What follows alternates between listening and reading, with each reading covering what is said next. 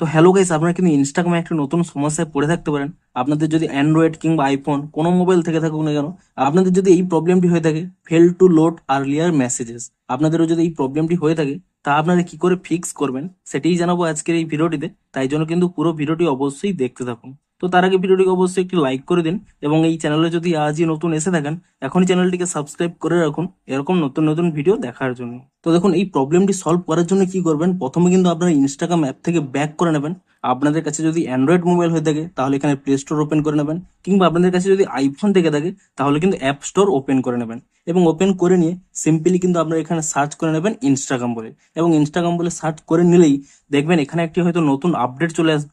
আপনারা কিন্তু অ্যাপটিকে নতুন ভার্সনে আপডেটটি করে নেবেন, এবং আপডেটটি করে নিলেই তারপর দেখুন এখানে কিন্তু ওপেন করে নেবেন। তাহলেই দেখবেন আপনাদের কিন্তু সমস্ত প্রবলেম সলভ হয়ে যাবে।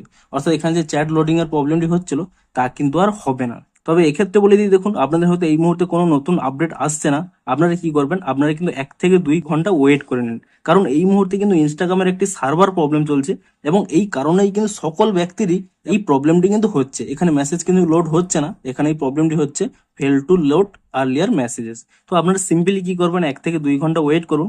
যখনই সার্ভার প্রবলেমটি ঠিক হয়ে যাবে, এই প্রবলেমটি কিন্তু অটোমেটিক্যালি ফিক্স হয়ে যাবে।